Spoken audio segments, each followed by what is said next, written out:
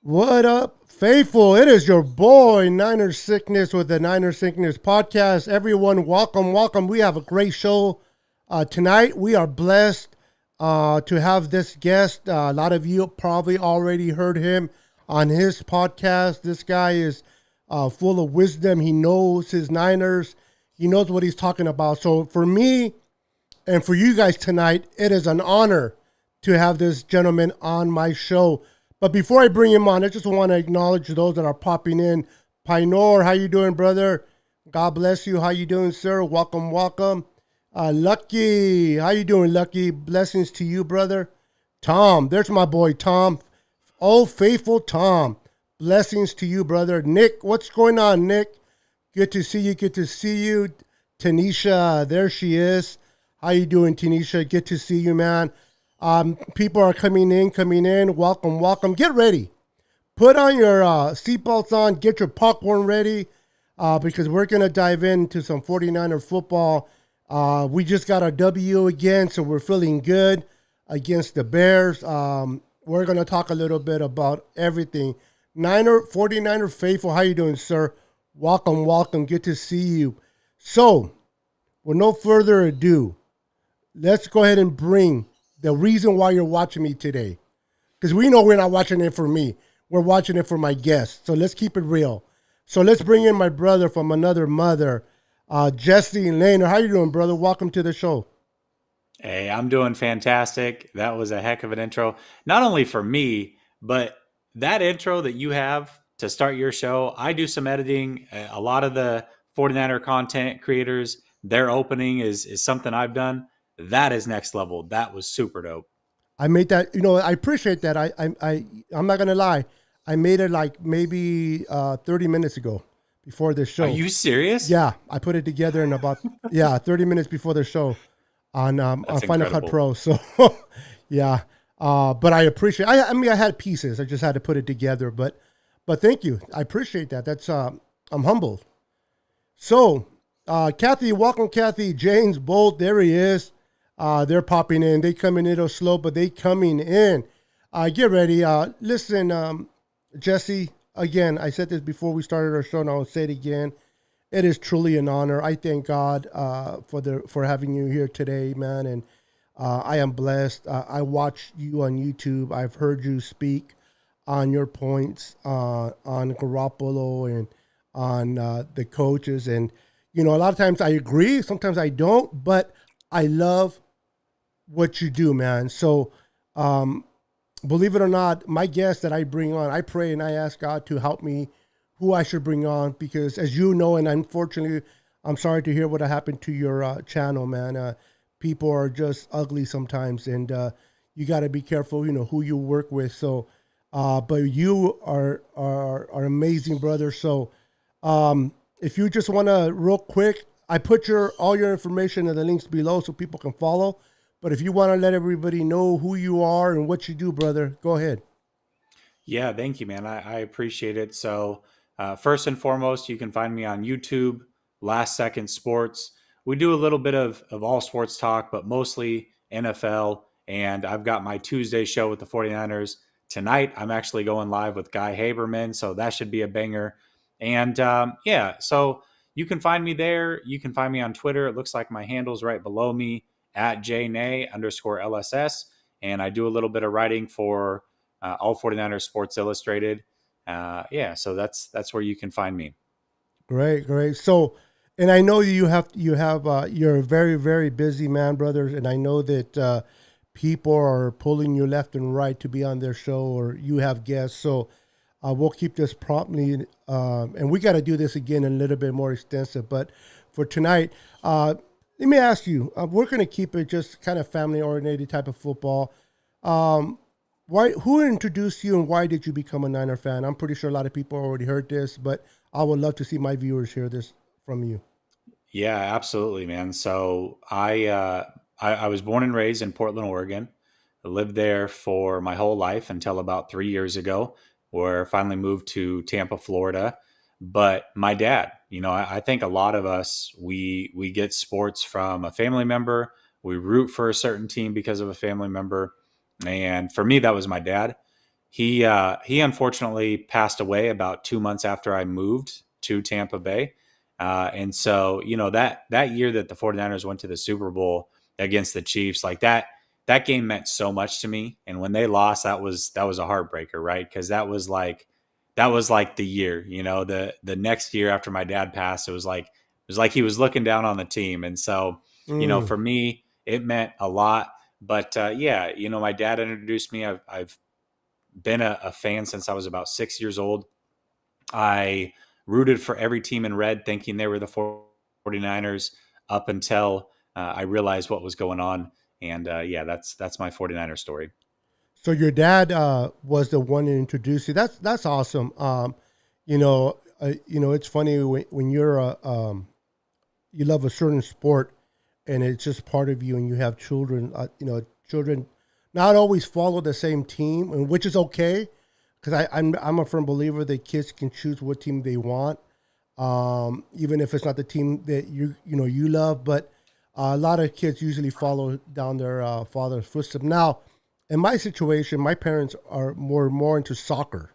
My family's into soccer, not really American football. But my best friend family were Raider fans, all Raider fans, and I was only around. So they introduced me to football as a young kid, and their family Raiders and all this, and I was like, I started to pick up football, and I loved it, but I didn't. I never been a one to follow people. I always like to lead my own path. So I'm like, okay, I don't want to be a Raider fan. What team? So I started looking at the Niners. Now, keep in mind, when I looked at the Niners, Joe Montana wasn't there. Bill Walsh wasn't there. They were terrible, but they were across the bay, and they were the opposite of the Raiders. So I started watching the Niners, and I educated myself on my own about the Niners. I don't have uncles that some people have uncles or and so forth, and like I said, all my family is majority soccer. So I fell in love with football, and another thing too with football, Jesse, the lifestyle that I lived that I'm not very proud of, it helped me. I think football kept me alive, to be honest with you, because it was able to balance myself playing football and being around coaches that cared, coaches that you got to love blessed coaches, man. High school coaches, pee-wee coaches, not everyone, but a lot of those men, they pour their hearts, not only about football, but about life, and it balanced me out a little bit. Although I was still a knucklehead and I still did a lot of dumb things, but I was instilled with a lot of good things, and it took me a long way. So I'm going to ask you, Jesse. I know how you feel about Jimmy. This game that was just played. A lot of people it cracks me up when I see fans that up and down. Jimmy, I hate Jimmy one week. I love Jimmy the next. Jimmy did really good Sunday, but it wasn't good enough for me to believe that, oh my God, okay, he's the guy again. I want to get your thoughts on that particular game and in response to it, the way he played. Yeah, I agree with you, right? So the way that I saw Jimmy is it was same old Jimmy to me. This is a guy that still didn't throw outside the numbers beyond 10 yards. 80 so 80 what, 3 of his yards came on one screen pass to Debo Samuel. Yes. Now the one thing that he did do is he threw a beautiful deep pass towards the end of that first half to Debo. That is probably the best throw he has maybe ever made in a 49er uniform. Definitely dug that. But outside of that, it was same old Jimmy. The way I look at it is they were on pace to score under 7 points again in that first half, and Jimmy might have been on the verge of being pulled. Like let's go back 2 quarters. They had just played a bad game against the Colts, lost a game that they probably shouldn't have, and even Kyle Shanahan came out and said, "Yeah, that was a bad game by Jimmy, but I'm not pulling him after one bad game." That being said, if you go in and you score 6 points and you're down, I don't know, 13-6 at halftime against a Chicago Bear team that really has no business even playing with you, maybe he gets pulled at halftime. So, Jimmy did what he had to do to survive another week and keep that job, but I still think he's on the brink, and we'll see how long it lasts. I mean, he may scave it off all season long, but to me, this notion that Jimmy's back or Jimmy's something, different than what he's been, this is what Jimmy's always been. He's an up and down quarterback. When everything around him is perfect, then he can win. If it's not perfect, well, chances are they're probably going to lose, and that's kind of what you've seen this season. Yeah, I agree with you. Jimmy had a good second half. He knew what was on the line. People, give it to credit to, he played back in his hometown in front of his family, and maybe a lot of that did take place. But he knew he had to play his best because he knew his job was on the line for this season, and he made some good plays. But I wanted to ask you on Trey Lance, your philosophy on Trey Lance. I've been talking to a lot of Niner faithful. Some faithful say, it's nice. It's better to sit him and develop him uh, behind the clipboard than on the field. And then you have the other people that says, no, throw him into the wolves, let him fend for himself, and let him develop. Perfect example. I don't know if you watched that little clip between Steve Young and Alex Smith. They had a conversation regarding this, and Alex Smith was more about sit him and teach him, and Steve Young was more like throw him in there, let him learn. You're going to know what you got right away. So I want to know your philosophy on that. Do you think you sit him because we have Jimmy, or regardless if we have Jimmy or not, you play Trey and let him learn that way? Yeah, I was big on playing Trey right away. And right away, I mean, I really thought he should have played week one forward. I felt like I felt like the first 2 weeks lined up perfect, right? You're playing the Lions, you're playing against the Philadelphia Eagles. I felt like those games were winnable. You look at what Justin Fields did, right? So we had arguably Jimmy's best game that he's played since the Saints of 2019. You had Justin Fields, who's a rookie, and he played a really good game, probably the best game of his young career. But I'm taking what Justin Fields gave to those Chicago Bears over what Jimmy did for the 49ers. And to me, that is the glimpse into Trey Lance, right? And I think Trey Lance is going to be better than Fields, but that's what he gives you is all those things. Here's one thing that people don't realize, and I've been very lucky to have interviewed his personal quarterback coach a few times on my channel, and I stay in touch with them through DM on Twitter and ask him a ton of questions that he's way smarter at than me. But what people don't realize is a lot of these kids, when they're in middle school, people get their hands into them and they realize, hey, this guy's going to be a star. He's the next it. And so once they get to high school or late in the middle school, they start working with quarterback gurus. They start flying around the country, getting the best of the best. That is not something that Trey was privy to. He was not working with quarterback gurus and Quincy Avery and those guys until he got to college. So you've already got a kid who sat a full year and he has not had that development that some of these other kids have been privy to all the way through high school and whatnot. And so to me, that tells me that this kid probably needs to play. He's extremely intelligent. That's a big reason why he was drafted by the 49ers. He can play under center. He picks up the game very quick. And when you watched him in that Arizona game, from beginning to end, the massive improvement that you saw in that kid in such a short amount of time was astronomical. And now, if you parlay that from game to game, 6, 7 games into the season, imagine what you could get from that kid. So I'm excited to see him play. I thought that this season, before it started, was a bit of a lost cause from the point that I didn't think it was a Super Bowl team. And so to me, if it's not a Super Bowl team, develop the young kid. And that's where I've been at the whole season. Okay, very good point on Trey. Some quarterbacks. I know the Alex Smith and Patrick Mahomes situation. People tell me, well, Patrick Mahomes sat behind Alex Smith for a year, but who's to say that he wouldn't have done well if he didn't sit behind?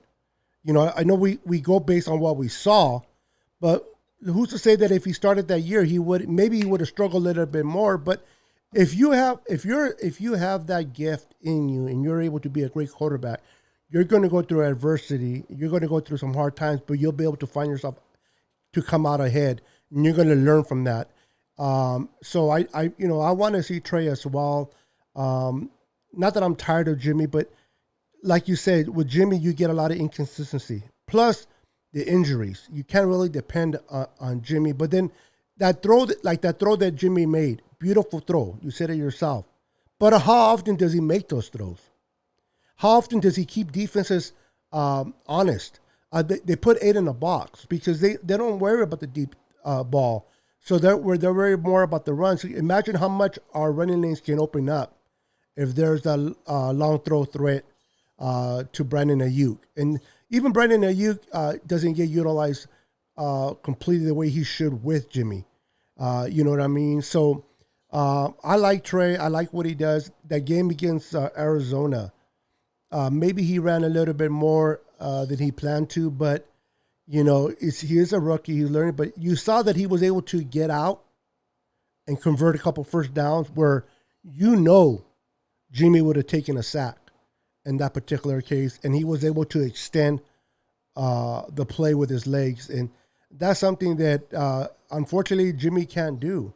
And you're right. The more games, one thing about Trey, he doesn't have enough games underneath his belt. The more games he gets, the better he will be. I tell people this all the time. You can learn about driving, watching film and talking to people, but you don't become comfortable behind the wheel until you get behind the wheel of a car. And then you feel the car and you kind of get used to the car. And that's when you become a good driver, in my perspective. So I think that Trey should start. But unfortunately, Jimmy bought more time with playing the way he played on Sunday. So I was kind of upset that he played well. I didn't want to lose the game. But now I heard somebody, I forgot who it was. Somebody said that maybe you can tell me who it was if you heard it. This gentleman said, I'd rather lose games with Trey than win games with Jimmy. What's your thoughts on that? Yeah, that's a very tough position to be in as a 49er fan. Listen, I mean, if you're telling me that the 49ers are Super Bowl contenders with Jimmy, I'm taking that, right? But I understand where he's coming from. To me, again, okay, so first of all, there's this notion that once you play Trey, the season's done. And I really don't understand that notion. Like, what does Jimmy bring and what has Jimmy brought since the beginning of 2020 that tells you that he's so much better? This team is 3-4, right? Possibly they win this week. They go 4-4. They're most likely going to lose to the Rams. They're going to be this middling team around 500 until they either make a late playoff push or they just fall back, right? So what is it that Jimmy brings that's so incredible that Trey can't? Like, that's my question. But yeah, it is. It's a tough position to be in. If you tell me that the 49ers are going to make it to a wild card with Jimmy, or I can develop Trey, listen, I'm taking developing Trey, because once you get to the wild card, chances are you're on the road against the Packers, the Cowboys, the Bucks, or the Rams, you're probably not winning any of those games. So to me, just develop the kid. Yeah. I mean, at this point, you're right. Where we're at record wise, who we're facing this year. Again, like you said, if you can win with Jimmy and get to the playoff Super Bowl, I'll take that every day. But we got to live in the real world. I don't see that maybe making the playoffs, but going far in the playoffs, I don't see not right now. So I also see the development of Trey being important. Luke Luna says Lance wasn't a career quarterback. He started playing in the ninth grade, and years later, he's in the NFL. He benefited by sitting in college, and he will, and I'll let you respond to this, benefit by sitting now. What's your thoughts, Jesse? So here's what people need to understand. Here's the reason he benefited by sitting in college. So at NDSU, the way that they run things is every quarterback actually goes through the install. So let me give you an example. Trey Lance is the backup, or he's redshirting, right? Mm-hmm. He still gets on the practice field, and every play that they're going to run for that game, they are actually doing that with each quarterback. So starting quarterback comes in, he runs the play that they're going to run for that week, and then the backup comes in and does it. Then they go to the next play, and they do that for every play that is designed for that week. Every quarterback actually gets a chance to run the install. So he's basically playing a mini game mentally and physically going against defenses. Even though he's not playing on Saturday, he got to see it all. He got to feel it all of that. When you get to the NFL, he's running the scout team, which means he's not running the 49ers offense. He's trying to mimic what another guy's doing, right? It's if you watch boxing, here's a good example. You have sparring partners, right? Now, these sparring partners are really good boxers, but they're usually, a lot of them aren't the professional level themselves. But what they are good at is mimicking other fighters, other pro fighters, to get you ready for the fight. That's basically what Trey Lance is doing right now. That, to me, sure, it's going to give him some development, but not near the development that he got at North Dakota State. Let's also not forget, when he went to North Dakota State, he did not sit his senior year of high school before going there and sitting a year. That's what he's done this year. He just sat a full year due to COVID, and then now he's sitting again. I don't think it's the same scenario. I like you. I'm not even going to add to that, Jesse, because I like your explanation to that. What's up, 49er Minded? Welcome to the show. And David Williams, for those that have been popping in during the show, welcome. I see you guys. And like I like to say it here on the Niner Sickness podcast, please wipe your feet before entering by smashing that like button for me. Wipe your feet as you come into my home. And I appreciate that love. But yeah, I hear you, bro. I think playing is definitely more and more beneficial for Trey. He got to learn. He's going to struggle. He's going to have his lumps in the way. But I agree with you. I don't know where the concept comes from that if Trey starts, we're giving up on the season. The season's over. I don't understand that concept. He don't have the experience that Jimmy does, but you're right. If you compare apple to pear, I mean, what's the difference what Jimmy does than what Trey can do? You know what I mean? Trey has to develop a little bit more in his mechanics, but look at Josh Allen. He struggled a year or two, but look where he's at today. He was able to learn from his mistakes and get better. And I believe that if you're meant to be a quarterback and have that gift within you, you'll develop it. And you'll be able to hurdle through, like I said, through a lot of ups and downs, and you'll be able to pull through. I wanted to ask you a little bit on your thoughts on Deebo Samuel and what he's brought to this team this year. I tell people this, that I don't still consider him a playmaker quite yet. I like where he's going. I like where he's heading, but he does drop balls at crucial times.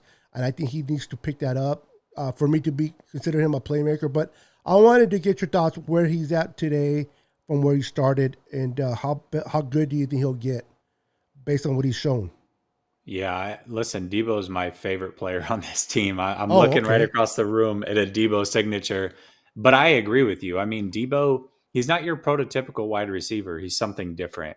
Mm. And he's an offensive weapon, is what he is. But he does so much for this team.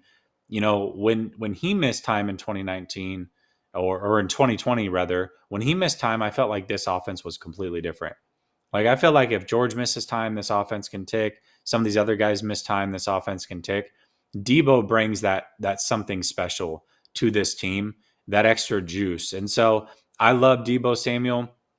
I hope he's a 49er for life. But, you know, at the same time, he's a football player and he plays hard and he seeks out contact. He's had some soft tissue injuries. He's got another one. He's re-aggravated that calf. I am leery about the 49ers giving him the full bag and then having him pull what's happened to Kittle, and he's missing time every single season, 3, 4, 5 games a season. That does concern me a little bit. Now, you think about giving him the bag, you think that's more because of the necessity of what he's doing compared to like not having the extra help from a BA, although he did a lot this. I love what he did this Sunday, and I hope he continues to build on that. But and then not having George Kittle on the lineup, I know we put a lot of pressure on Debo Samuel to help us out. Hopefully, with Kittle coming back, and if BA can add to what he did on Sunday, that would really, really help out Debo, in my belief, and you know, not giving him so much work, because you're right. One thing about him and Kittle, they're very physical players. They like contact. Unfortunately, they do get injured, and I don't know what your stance is with Kittle. And I heard people say, you know, we should trade him, you know, or not trade him because he's injury prone. But I think Kittle's such a great player, such a in the locker room and on the field, that I don't think it's worth trading, even though he misses. He's like a Gronk. He's going to miss a couple of games here and here per season because of the physicality of his play. Would you take Kittle with those couple of games every year missing, or would you rather have someone else, not as talented as Kittle, but they can be on the team for every game? Well, man, it just depends on what I'm getting back, right? I feel like everybody has a price that I'm willing to trade them for, and it doesn't matter who it is. That's Kyle Shanahan on down. So, you know, if right now you told me that I was going to get a first round pick for Kittle, I'd really have to consider that. I mean, this Okay. guy is getting closer to 30 years old. He's not going to get healthier. I can't imagine No, that. yeah. And you've seen how the offense has gone. I mean, it's gone away from Kittle. Kittle has not been the offensive weapon that he has been in the past. Now, that's not Kittle's fault. Kittle's still just as good as what he was. He's still a hell of a blocker. As far as complete tight ends in the league, he is the most complete tight end in the league. So I love Kittle. But if you're giving me a first round pick and I'm able to get out from under that contract and those injuries and him approaching 30, I'm doing it in a heartbeat. But that being said, you're probably not going to get that.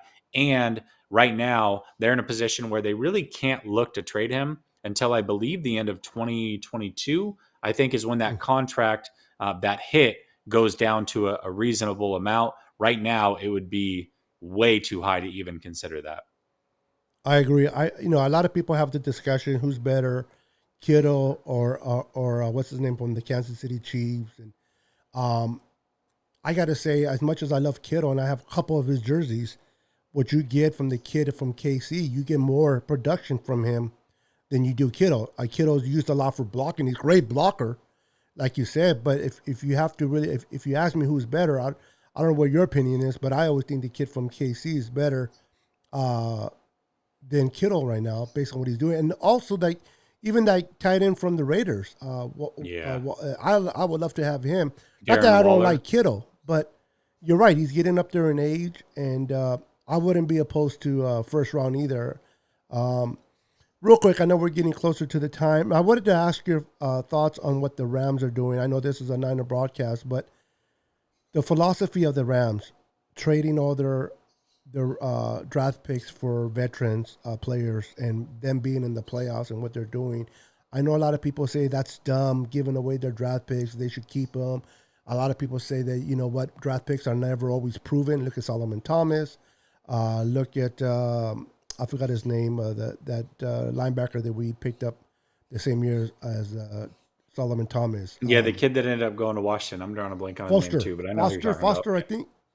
Yeah. So, what's your thoughts on what the Rams are doing and how they're stacking up their roster without draft picks?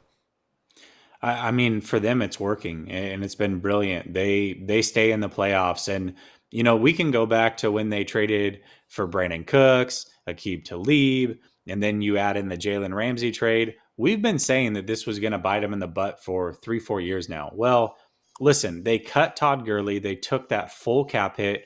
They've traded away Goff. They've taken that full cap hit. It doesn't matter. Like, they've figured it out. Now, I feel like they overpaid for Von Miller, but they kind of had to, right? So you're getting a 32, 33-year-old player who's still really good, but he's going to be a free agent after this year.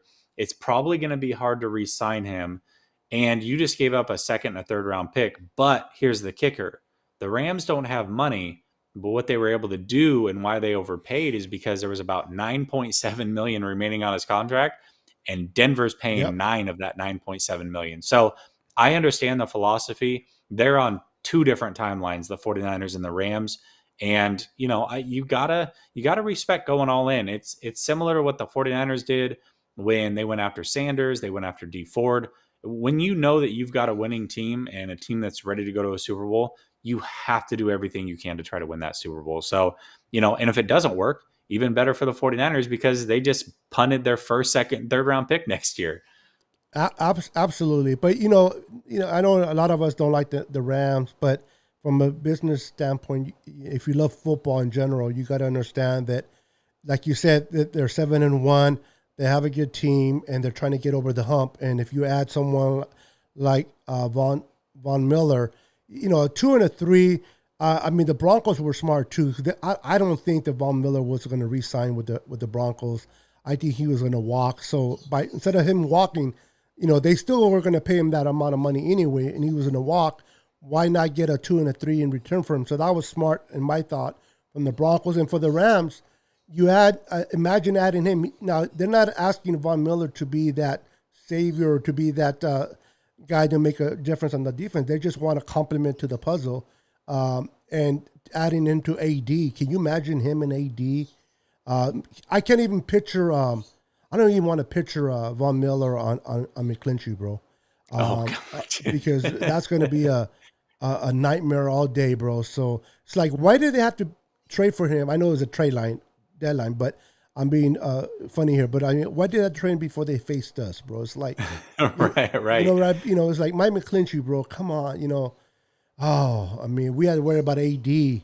Now we have to worry about Von Miller. It's gonna be interesting Monday Night Football, right? Yeah, listen, I mean, we talked about Kittle and his production dropping. Well, you can imagine he's probably not going to do a lot in that Rams game because he's going to have to stay in and help McGlinchey out. So I wouldn't imagine big numbers from Kittle in that game. Very good point. Tanisha says, "What do you think on Bosa's performance so far?" I'm gonna let you answer that, brother. He's been phenomenal. I mean, coming off of a major injury to what's the most incredible thing about him is it's not his production because I expected that. It's how quickly he got into football shape. I mean, this is a guy that we watched on the sidelines, showing his abs, doing nothing during the preseason, it seemed like, except for rehabbing and just making sure that he was healthy and ready to go.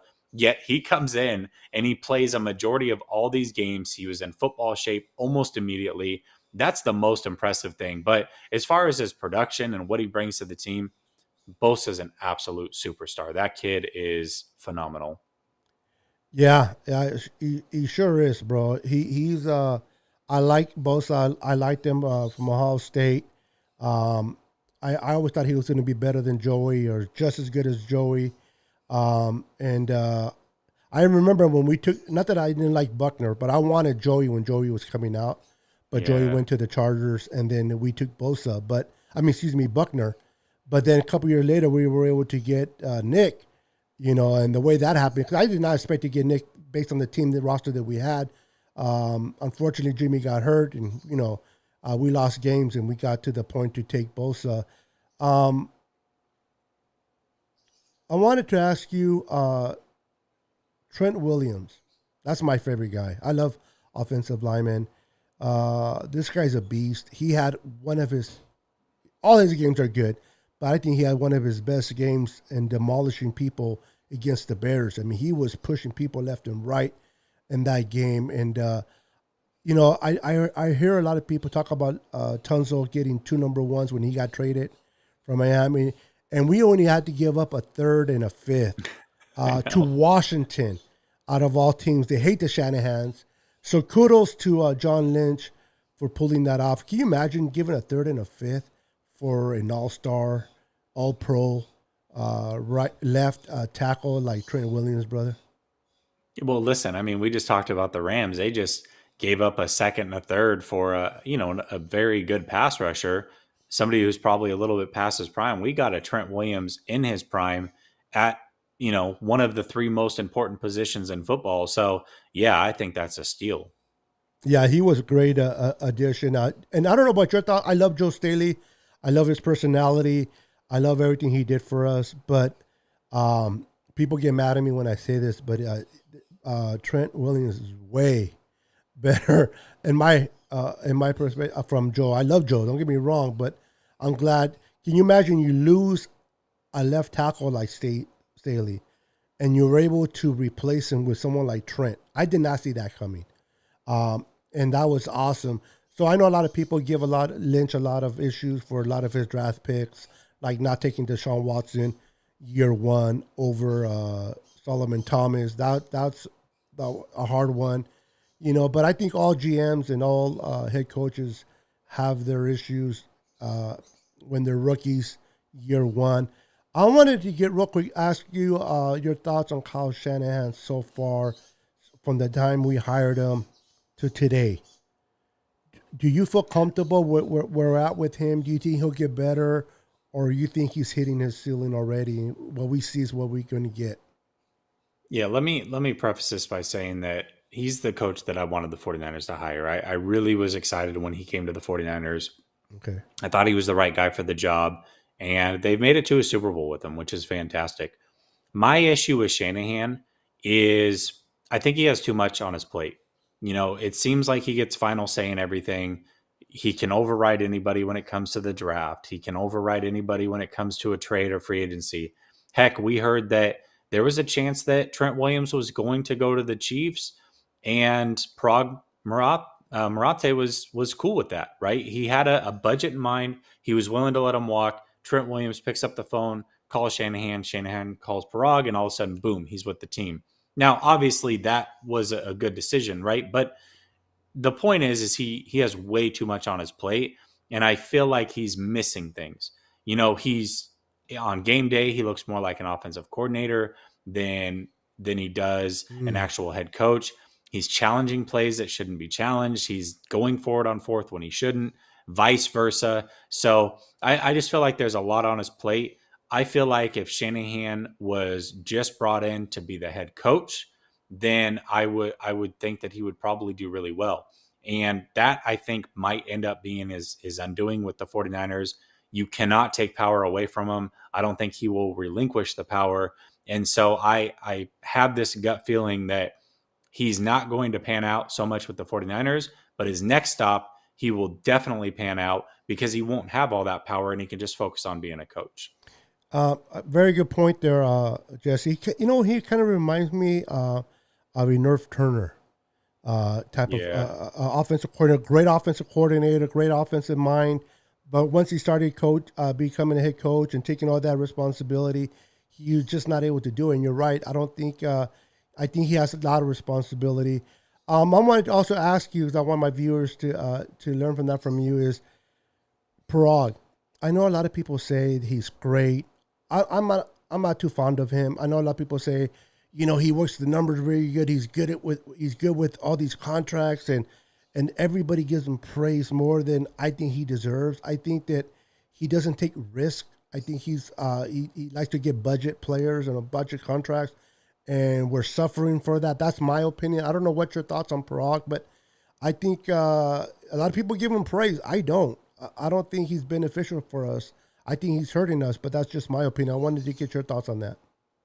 Yeah, it's tough to know because I just don't know what the hierarchy is of that front office, right? Like again, Kyle, it seems like can come in and override everything. So I don't know what he does and what some of these other guys do, what picks are whose and who's True. working on what contracts. What I will say is the 49ers have done a really good job of getting outs in everybody's contract, right? That's And yes. I think a lot of teams don't have that portion figured out.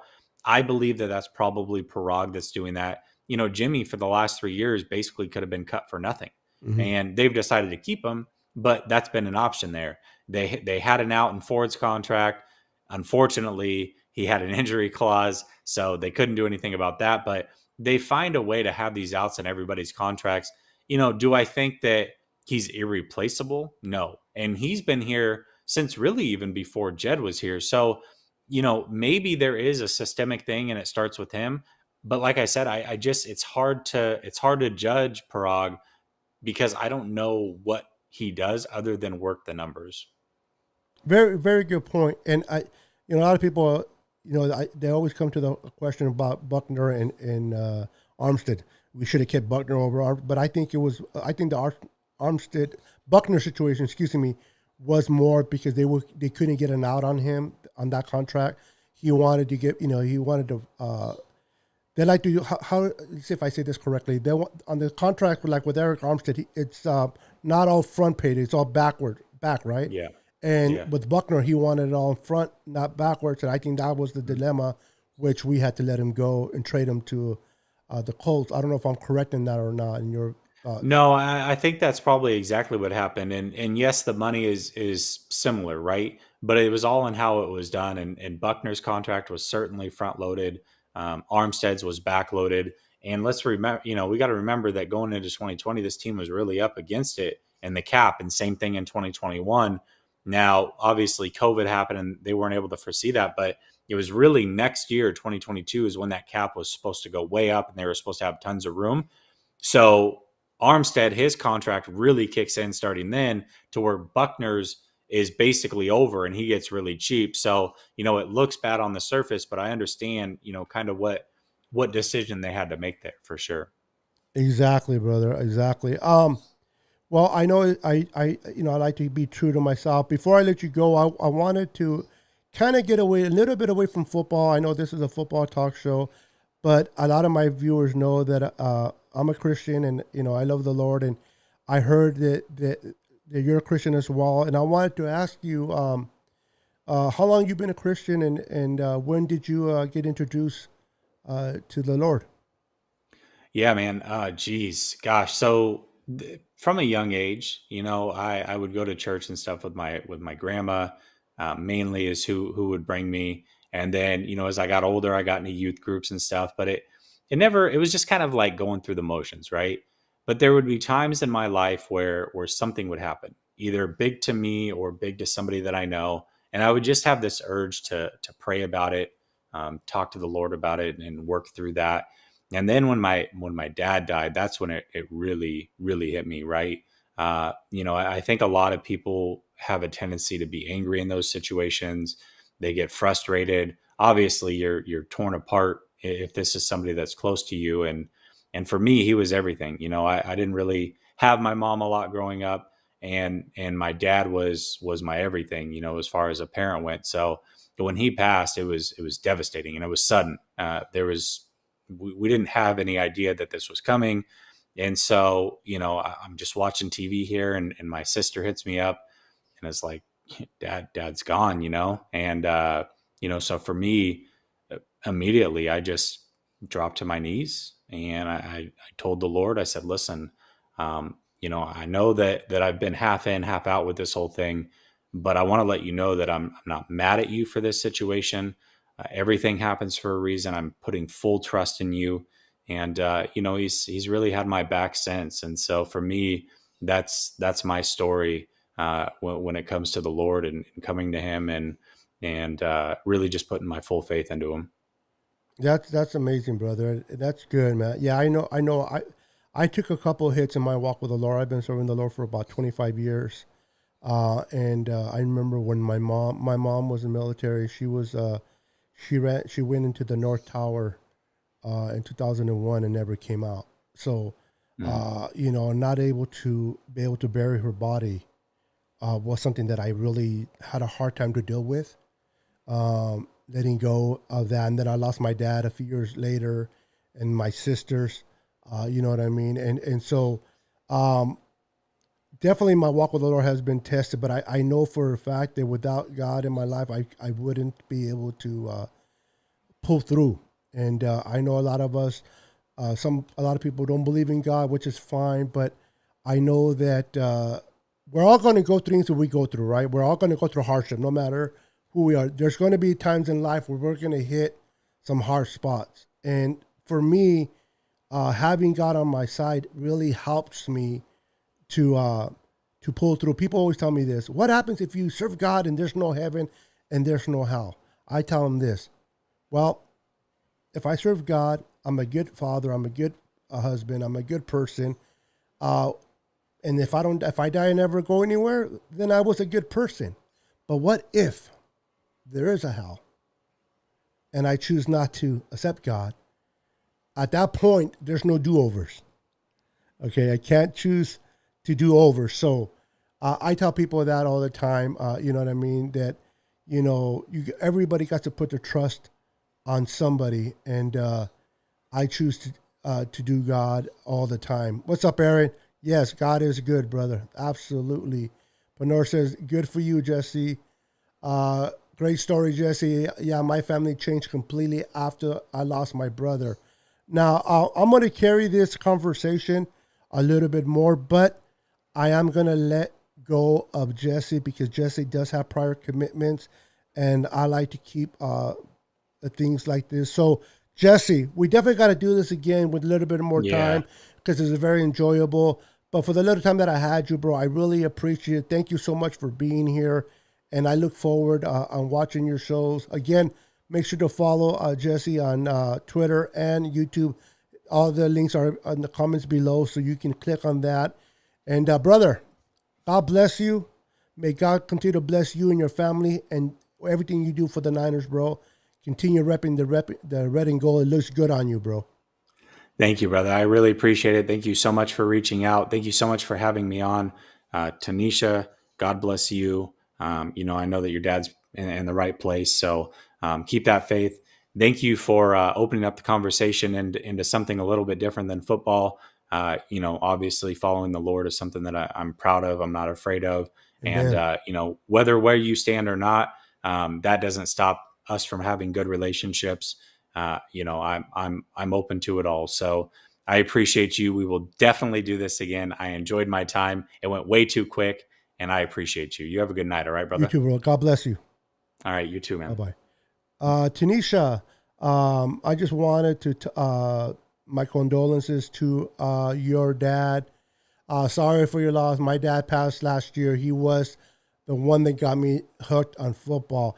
And you mentioned this before, Tanisha, and even though your dad's gone, his spirit is alive, right? His spirit's alive because every time you watch football, regardless if the Niners win or lose, just because you watch football, it's always on Sundays, right? Or Thursdays or Monday nights. Your dad's there watching football with you. And that's something nice to hold on. Just like my brother, 49er minded, Bashar, his brother is right with him, right? He lost his brother. His brother introduced him to the Niners. And my brother, Bashar, his brother is there watching the game with him every Sunday, every Thursday, or every Monday night when they play. He gets to know that, okay, I'm watching football with my brother. Tanisha, you're watching football with your dad. And that's what's a beautiful thing about sports, that it can bring things together. So, man, I don't know about you guys, but I really enjoyed having Jessie Naylor here on my show. Definitely got to bring him back for a longer time. He had a prior commitment. And like I said, I have to honor that. What kind of host would I be if I don't honor, if I take advantage of his time? That's not who I am. So I wanted to make sure I honored it. So even though he left early, we'll definitely have to bring him back and have him here with us. Luke Luna says, that's probably why I had a hard time in life. I struggles because I'm always trying to run. I'm on and off the fence. Listen, one day at a time, Luke Luna. I tell this to people all the time. Nobody's perfect, okay? Nobody. I don't care if you're Christian, no Christian, I don't care. Nobody's perfect. Everybody struggles. Everybody is human. We all make our mistakes. But if you're willing to learn, if you're willing to develop your ways based on your mistakes and go forward and try to do better, then that's all you can do. Learn from your mistakes and get better at it. So a lot of us are on the fence, bro. Excuse me. Tommy, hey, what's up, Tommy? Happy birthday to you, brother. Happy birthday to you. Hold on, bro. Where is it?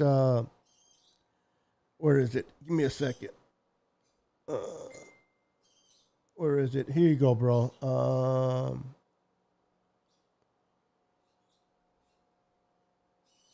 Give me a second. Here you go, brother. Happy birthday, Tommy. Happy birthday, brother. Much love and respect to you, sir. Happy birthday. Everybody's wishing you a happy birthday. Luke Luna says, happy birthday, Tommy boy. Dina Harvey says, my dad is always with me when it comes to watching football. Right on, Dina. Our loved ones is always with us. Absolutely. Tanisha says, very fun show. Thank you, Tanisha. Blessings to you. Pioneer says, Tommy Healy, happy. Mamacita. Órale. Con la mamacita. Let's see here. Happy birthday, Tom. Wow, okay. They're talking a different language amongst themselves there. Sickness, you got rid of the glass. No, I got them. They're reading glasses. They're my Ray-Ban reading glasses. I can use it for the screen too, but they're mainly for reading more than anything else. I just like the way they looked. My first pair of glasses that I need other than shades. So you know how everybody plays with their new toys? At least I do. You get a new toy and you want to play with it. They were new to me, so I was sporting them and trying to look sophisticated, but I realized I wasn't. So the glasses make you look smarter, but doesn't make you smarter. So they're easier to read something, but it's harder to look at the screen. So I took them and I put them back in their case, but they're right in here, bro.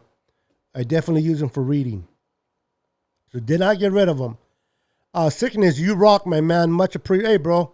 Much love to you, brother. Absolutely. Happy birthday, man. Happy 21st birthday for you. You're 21, right, Tommy? Dina Harvey says, happy birthday, Tommy. Let's see here. Tommy says, thank you. Pioneer says, the Lord knows what gender I love. You're crazy, bro. Everything you have is top of the line, Sickness. I appreciate that, 49-minded. I appreciate that. I've learned that having a nice equipment is nice, but nice equipment doesn't make a person better or doesn't make a person great or doesn't give you a bunch of viewers. You got to earn that with great equipment or bad equipment. It's just who you are as a person. So, and I love watching your show, 49er Minded. You do great. I love your guest. I love the way you conduct your show, bro. I'm very proud of you, Bashar.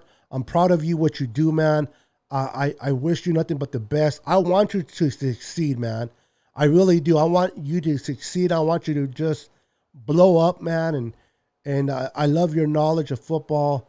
So I wish you really, truly, from the bottom of my heart, nothing but the best, bro. What's up, Pale Time? Pale Time's in the house. Whose house? Pale Time. What's up, brother? Welcome. We got a Rams fan in the house. He's excited because he has Von Miller on his team. So he's looking forward to playing the 49ers. But what he doesn't realize is it don't matter if they get Von Miller or Tom freaking whoever. We're still going to beat that butt on Monday night. At least we're going to try, right? We're going to try at least. This is in Von Miller's press conference today. He said, you want make God laugh, then make plans. True. Very, very true. That is funny, bro. A lot of people are not going to get that. Tommy, happy birthday from the Ramley family.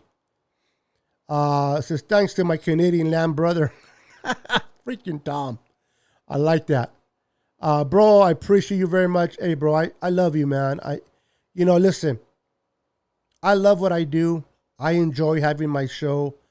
But whether I have 1,000 viewers or just keep it at 8 or I lose and whatever, it doesn't matter. I really want to see you succeed. I want to see Pale succeed. I want to see you guys succeed in what you do, man. If I get to 1,000 or if I get up there, that's great. If I don't, that's okay too. I'm very humble. I love what I do and I enjoy what I do. So whether I talk to 100 or a 1K people, or if I talk to myself, which I've been known to do, I talk to myself a lot. Now, the good thing is I don't answer myself, but I do a lot of talking to myself. So I got the gift of gab. Okay. My uncle, rest his soul, said that I can talk the years off a wooden Indian. So I got the gift to talk. I like to talk. My wife gets tired of me talking. She says, go into your studio and talk to the people because I don't want to hear you. So to give her some space, I come in here and chew your ears out for about an hour. And I appreciate you guys for watching and participating with me. So, real quick, it is Wednesday. Your thoughts on the addition of this young kid that we got from the Texans? For what I heard, we gave up a 6th round pick in 2023. So that basically really becomes a 7th round pick. This kid is like, 23, 24. What does he really bring to the Niners? I know we lost Javon Kinlaw for the year. But what does this young kid really bring to the Niners? Do you guys think he'll be productive? Do you guys think that he will help out this defensive line? Or do you think he's just depth in the depth chart and probably won't play that much? Because if he's able to play well, then we can move Armstead to the middle, which it will be great, putting Armstead next to DJ in the middle. So I want to hear your thoughts on this kid. Charles, I'm not even going to pronounce his last name. So what's your thoughts on that, guys? Yeah, they're my birds, bro. They definitely like to talk like their daddy. Absolutely, bro. They can talk more than me, though. Yep. Between me and my birds, my wife is about... One of us are going to die soon. Me or my birds. Knowing my wife, I'm not going to... There's not going to be a Niner show pretty soon. Oh, my goodness. Your wife is the best. Oh, Tom, thank you, sir. I appreciate that. Thank you for that love, brother. A grant is coming. I thank you, Luke Loon. I appreciate it, man. If it comes, it comes. If it doesn't, a while back ago, which I'm still going to give away some jerseys, like I said I was. I don't back up on what I say, but I was really trying to push. You know what I mean? I was like, I'll give you this and I'll give you that. Log into my. I was like obsessed with trying to get viewers on my channel. I was like. I came to the realization that, you know what? I'm just going to do what I do. I'm going to enjoy what I do. And if people come, they come.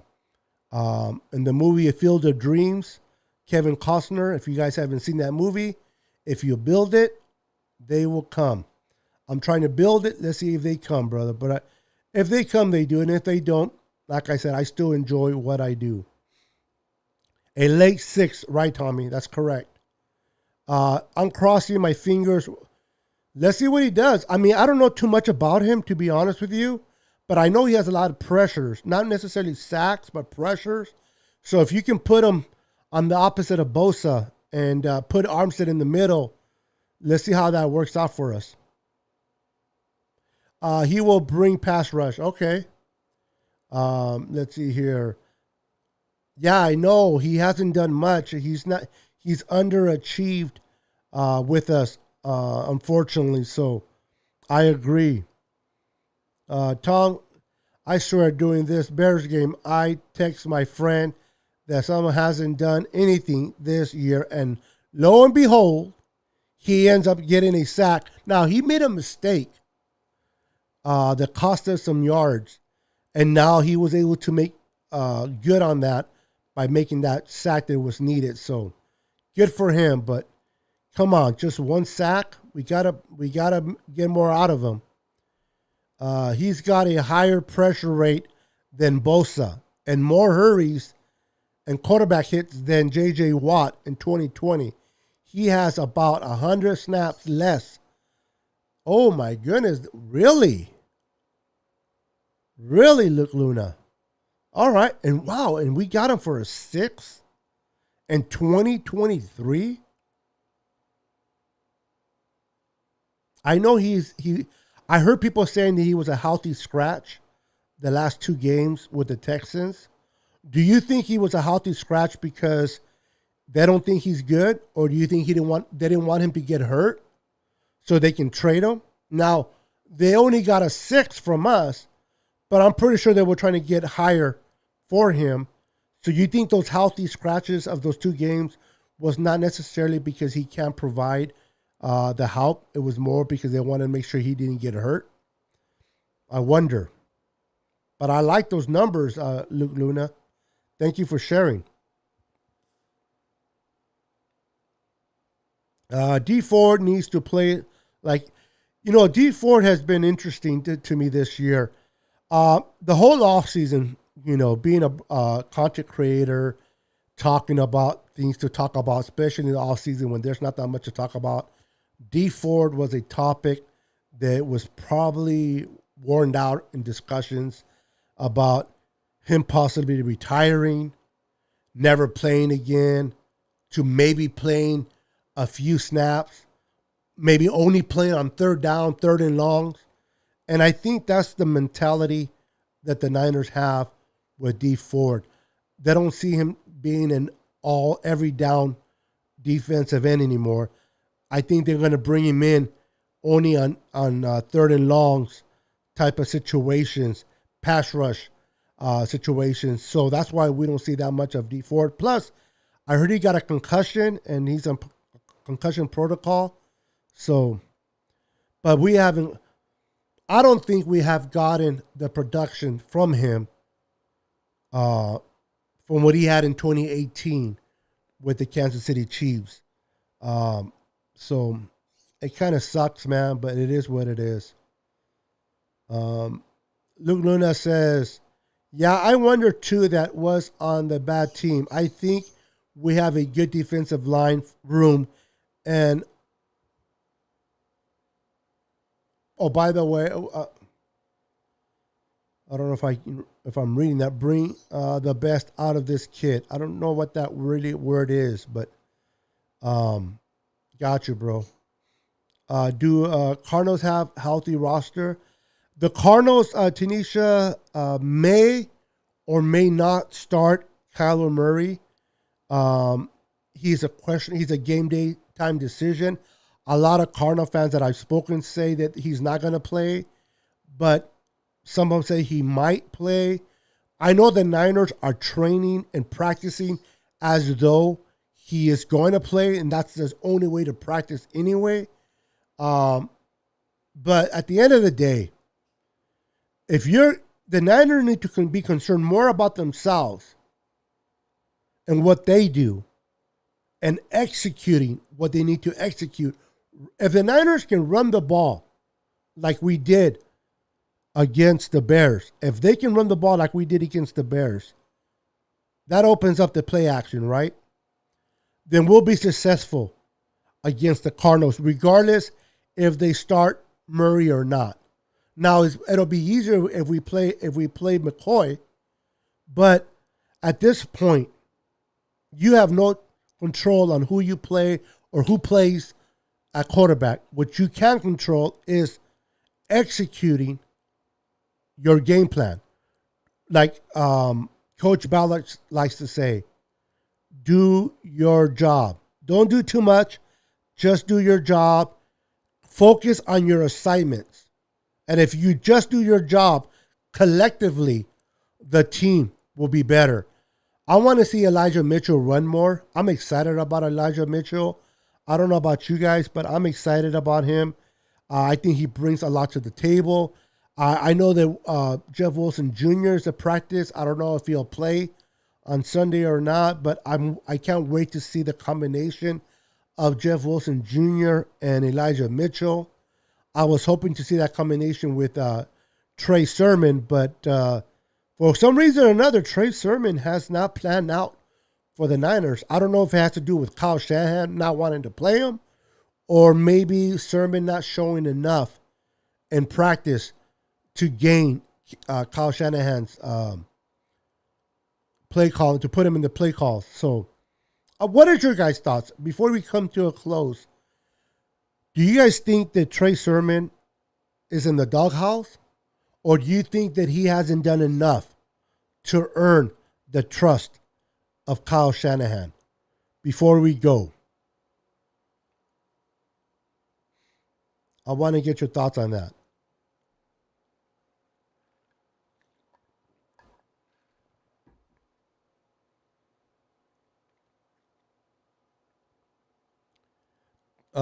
Mitchell is a freaking yeah, out of Louisiana, man.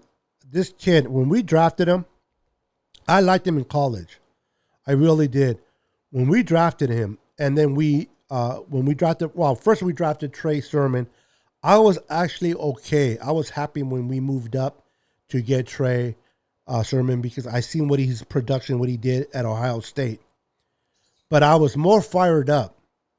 I was more excited when we took Elijah Mitchell in the 6th round than when we took Trey Sermon. And for those that watch my videos, I made videos that you guys can go back to where I was more excited adding Elijah Mitchell than Trey Sermon. Now, in fairness to Trey hasn't had his opportunity to showcase what he can do. He hasn't been on the field much. But to Tommy's point, Mitchell is a freaking beast. I mean, 137 yards and a touchdown. My goodness. The kid is special. People were saying he didn't have very good vision. I don't think it was his vision that was an issue. I think it was about him just getting comfortable with the offense. As a rookie, he was making some mistakes, some bad choices, but he's gotten better, and he definitely showed against the Bears that we probably had our future running back and the replacement of Raheem Mostert going forward, in my opinion. Let's see here. Tom says, I think that they have been playing like crap, poor play calling. We haven't seen what Sermon can do. Okay. So you put a lot of that on Kyle. All right, Tom. Tommy says Mitchell's 40 yards behind Naheem Harris, most rushing yards for a rookie. Wow. And look at this. One of them went in the 1st round, and the other one went in the 6th round. What was the name of the running back that the Broncos, Davis? Something Davis. He's a Hall of Famer now. Now, hold on. I'm not saying that Elijah Mitchell. Okay, but I'm saying this guy Davis, and I'm trying to think of his first name, he was taken in the 6th round as well. So Let's see how Elijah plans out for us. Mitchell is playing for Mostert. Hasty is playing for Wilson, and Hasty goes out, then Sermon will play for him. Mitchell is only playing because Mostert can't, or Sermon and Mitchell would both be. Terrell Davis, thank you there, Tommy. With that, on that point, Luke Luna, on that point, let me ask you: does Raheem Mostert come back to the Niners next year? Do you guys want him back? Is somebody going to give him a bag for him? Or do you feel that because he's injury prone, even though he's talented, is a lot of his talent because of the Niners offense? Do you think another team will take him, a risk on him? Or do you think he will come back to the Niners on a team-friendly cost and we bring him back? What are your thoughts on that, Luke Luna and everyone else?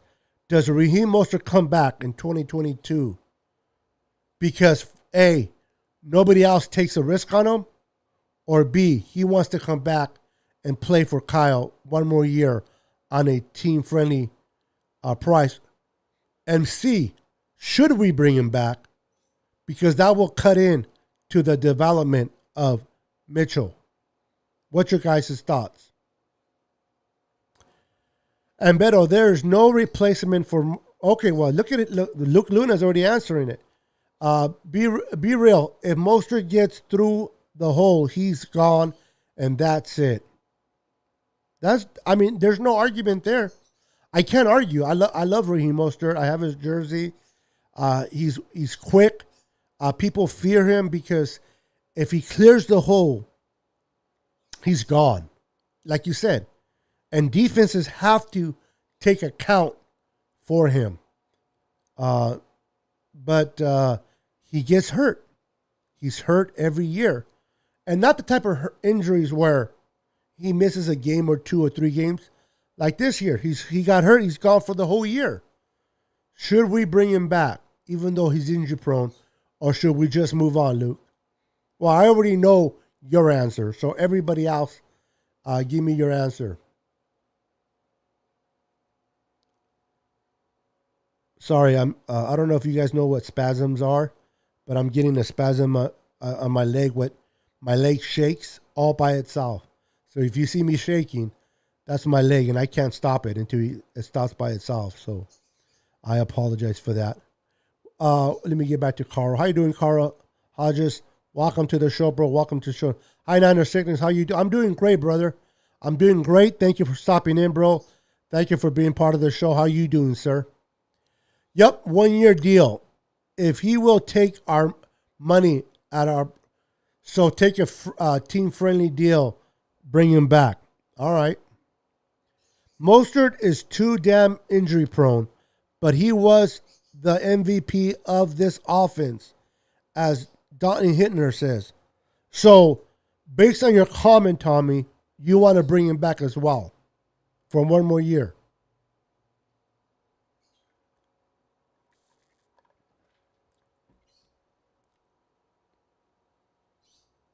Can you imagine, Luke Luna?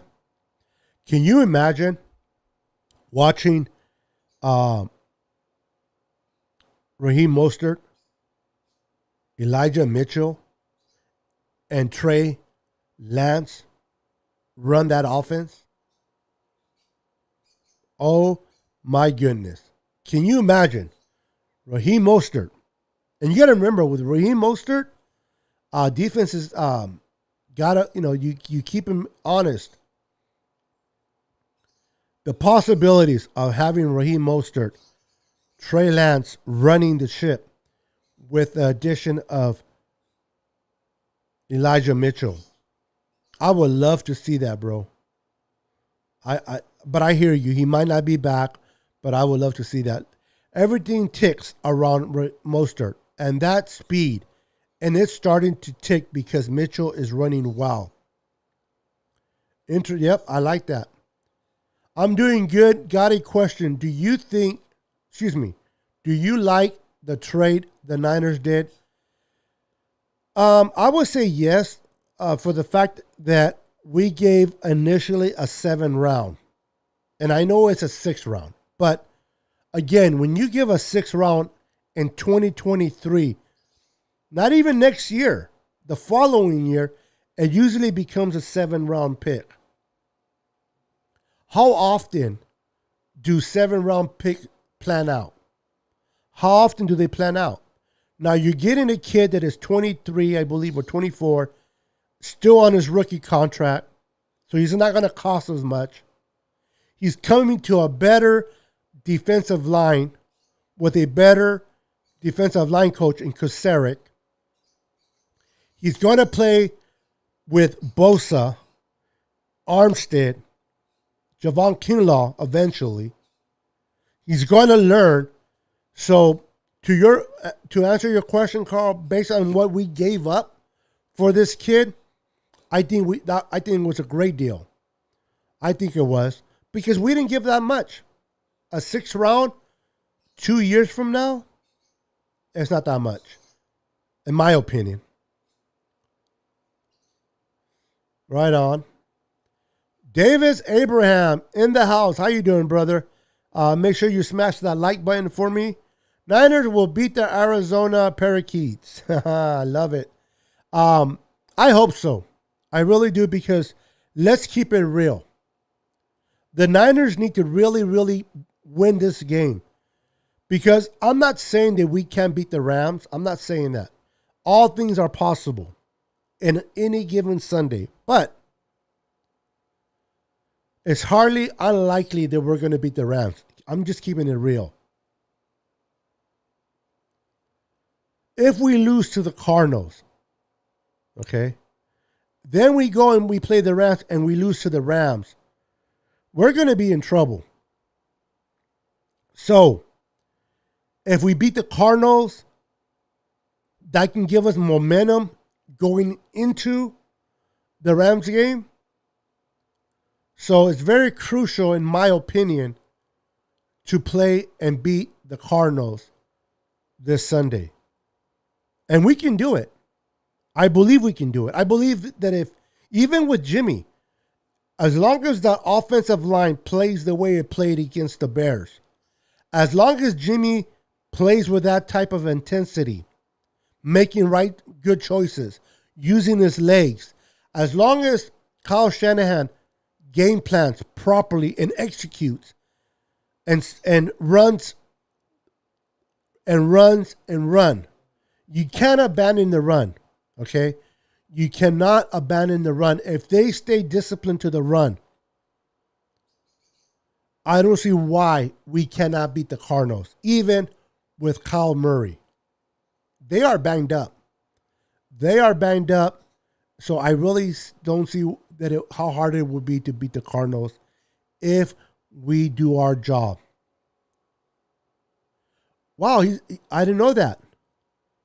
I didn't know that he was retiring there, Tommy. Buster Posey. I'm not a Giants fan. I'm an Oakland A's fan. But my wife, she's a huge Giants fan. So, wow, I didn't know he was retiring.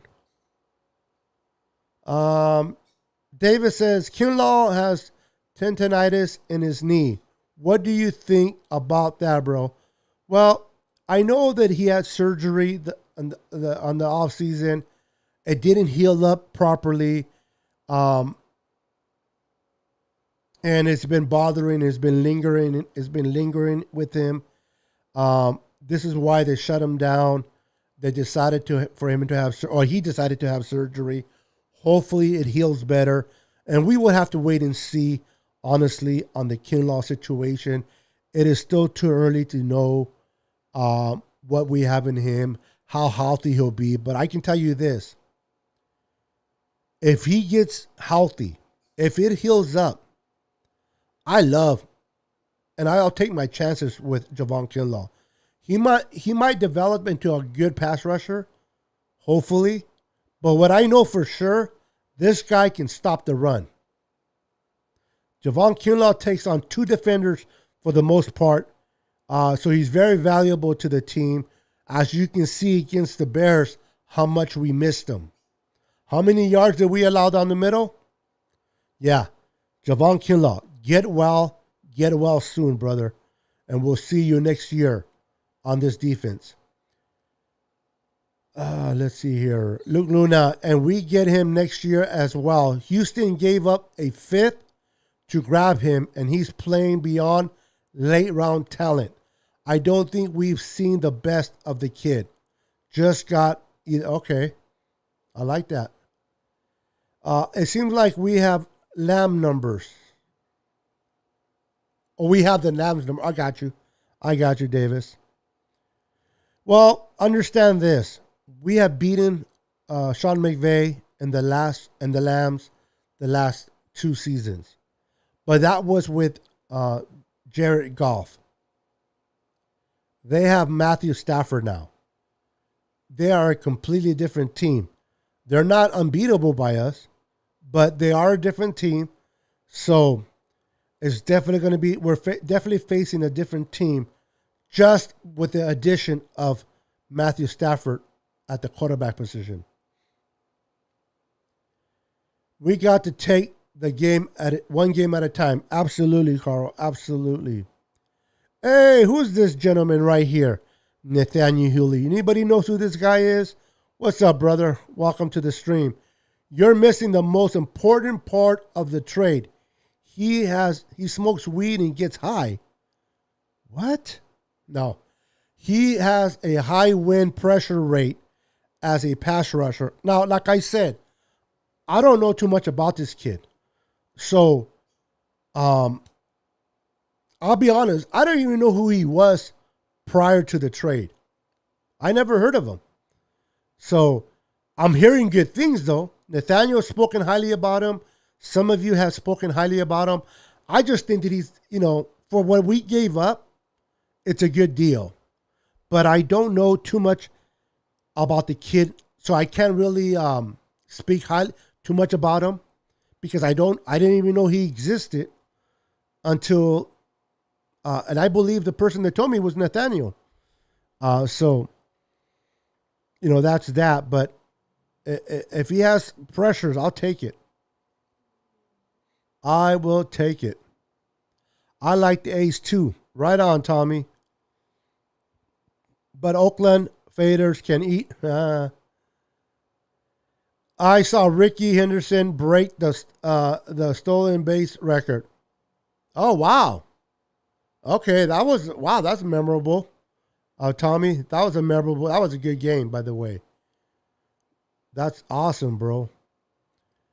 Tommy got them birthday vibes on high, and yeah, hey, bro. When it's your birthday, bro, you gotta celebrate it, man. I hate when it comes during the week, though, but when it comes on the weekend, whoa, let's do it. I really like Hufanga. Your opinion, bro? I like this kid from USC. He's raw. He still has a lot to learn, but I was impressed by his first game against the Bears this Sunday. I think this kid will eventually get better and better and better. And I believe he is definitely the replacement of Tart. Tart's out. If this kid continues to develop and play good, I don't see Tart coming back next year. So I like Hufanga Davis. Me personally. Yep, I hear you, Luke Luna. Who's Nathaniel? Who? Oh, the Boston hater. The guy that hates Boston. That's who he is, right, Luke Luna? Dina says, Hufanga looks good so far. Yes, he does. Dina, yes, he does. Whoa, Mr. Haley wrote me an essay here. Beto, you are giving the Rams entirely too much credit. They have had extreme difficulty with the Niners since McVay has been the coach. Stafford does not make them world beaters. They are beatable. They are beatable by us. I never said they were unbeatable. Okay, let's make sure we're clear. I don't know when you came into my show, and just before you came in, I said it. They're not unbeatable, but they're going to be in more of a fight with Stafford than they ever were with Golf. But we'll have to wait and see. Now, one game at a time. I really believe if we beat the Cardinals and we beat him good, we can use that as momentum going into the Rams game. Absolutely. Do you speak Spanish fluently? Or is this a dumb question? La pregunta no es, no eres tarugo, hermano. Yo hablo muy bien en español. Now, my first language was Spanish. Unfortunately, I don't really practice it as much, Tommy. So I have been losing it. My mom and dad are gone. My sister, who I used to speak Spanish to, are gone. My wife doesn't speak Spanish. So I don't talk to my brothers. So my Spanish has been gone throughout the years. But I know I can speak fluent. But if I speak to someone that speaks it every day, I would understand them more than they would understand me, if that makes any sense. But no, it's not a dumb question. How do you know if I speak Spanish or not? Just because I'm Latino.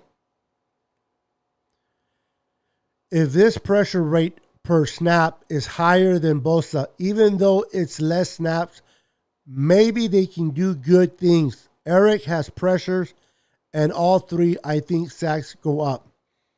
So with the addition of this kid, Eric and Bosa putting pressures, our defensive line gets better. I like it. I do. My woman just got a cake from Cold Stone. I guess I'm not trash. You're not trash. Bro. Never. Hey, listen. Hey, bro. Happy birthday once again, bro. Really, happy birthday, Tommy. Enjoy that cake with your lady, bro. And, man, that's very thoughtful of her. And you're definitely not trash, brother. Definitely not trash. Hello, Niner Empire. How's everyone doing tonight? Tony Smith. How are you doing, sir? Welcome to the stream. Baseball. We're talking baseball? Okay, I won't brag. Yeah. For those who don't know, Nathaniel, he likes the Red Sox.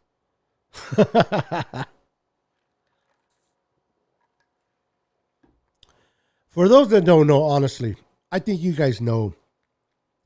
He likes this team. I think they did pretty good in the playoffs, and I think they did all right in the World Series by the name of the Braves, Atlanta Braves. Hey, congratulations, really. I know this is football, but this is sports.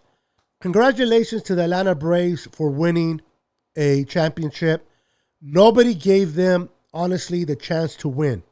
Even Nathaniel, being a Braves fan, wanted his team to win, wanted his team to do good, but he didn't believe that they can give. He told me he didn't even believe they can get past the LA Dodgers. So they beat the Dodgers, and then they beat the Houston Astros pretty good. I believe it was 4-2. And congratulations to the Braves, man. They deserve it. I believe the last time they won a championship was win. It's been a minute, right? If I'm not mistaken there, Mr. Boston Hater. Since you're the Braves fan, can you bring clarity? When was the last time they won a championship? Deebo Samuel owns the Lambs. Remember, based on that comment, remember my boy John Taylor? For those that are young, probably won't remember, but John Taylor, not necessarily Jerry Rice, but John Taylor was a problem for the Rams back in those times. All they knew, every Rams defender, all they ever saw was the back of John Taylor's jersey, because John Taylor was flying right by them. Talk about a receiver giving a team crap.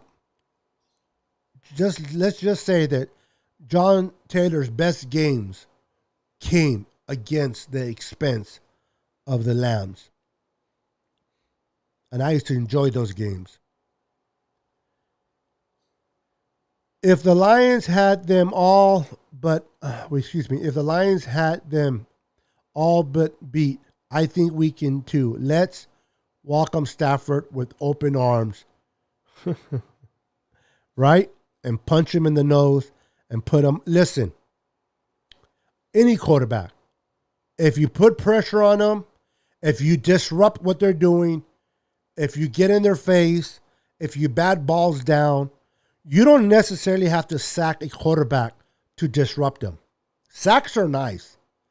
But if you can get in his face, if you can make the quarterback, man, hear footsteps, then you're doing your job. And you're giving your secondary an opportunity to play well. So I hope that we can put a lot of pressure on the Arizona Cardinals. Now, I'm not worried about the Lambs right now because we're facing we're facing the Cardinals, and that's the team in front of us. But they are beatable, even with Kyle Murray. The Niners just need to do what the Niners need to do. They need to play discipline, try to keep the what do you call it? The oh my goodness, tired. It's been over an hour now. What am I trying to say here?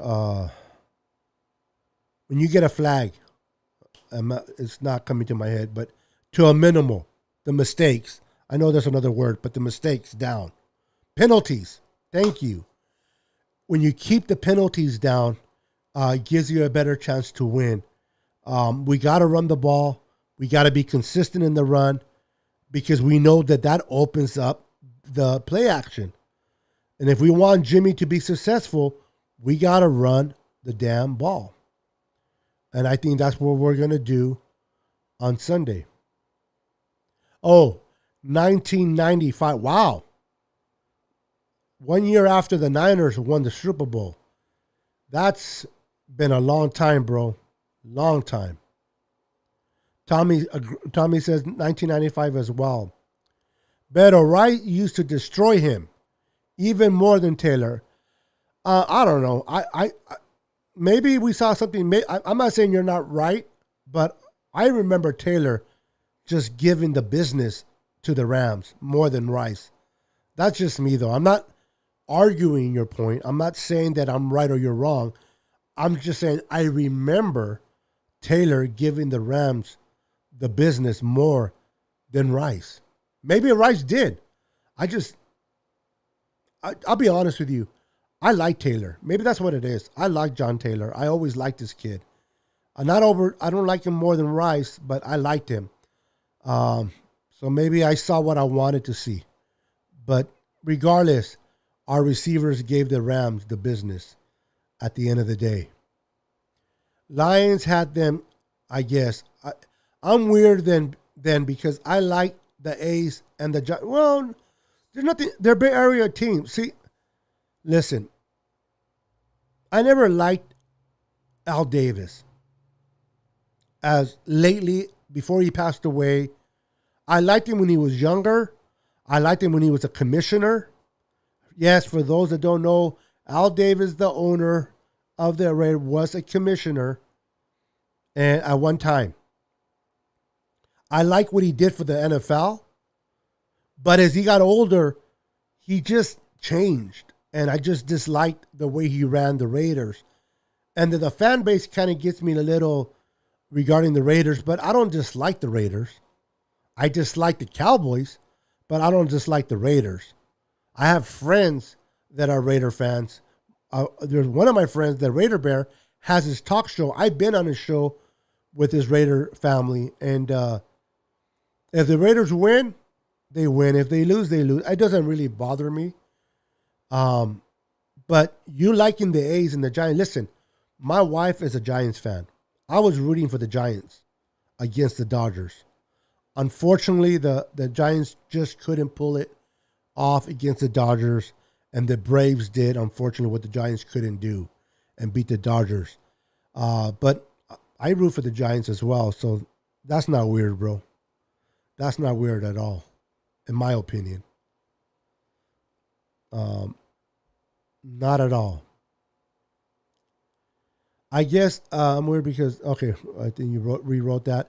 John Taylor, you're talking They're talking about good memories. I love John Taylor. Like I said, maybe Nathaniel's right. He's right. Maybe Rice did have better games against the Rams, but I like what. Give me a second. I like what I saw in John Taylor playing against the Rams. Myself personally, so. But at the end of the day, whether it was Taylor or Rice, we were definitely giving the Rams the business, and that's all that mattered, right? That's what mattered, is giving them the business. But anyway, I've been on here for an hour and 35 minutes. I'm going to go now and watch a movie with the wife. The wife has been wanting to watch a movie. So I'm going to go and give some time to my beautiful wife before she kills me. So it's been a pleasure. It's been fun talking to all of you guys. Thank you for my guests. They came on earlier. Jessie Naylor, I appreciate you, Jessie. Thank you once again for being my guest today. For all of you guys that came on today, thank you. Thank you so much for being supportive of my show. Thank you for being part of my family. Again, if I have 1K, 2K, or 10 people, it doesn't matter anymore. It did at one point, like I said earlier. There was a moment in time where I was trying to actually even buy viewers. I'll give you 2 jerseys. I'll give you 3 jerseys. And I was obsessed with trying to grow my channel. I came to the conclusion that, you know what? I'm just going to have fun. Because I was getting stressed out trying to grow my channel. I'm just going to have fun. I'm going to enjoy my conversations with you guys. And if it grows, great.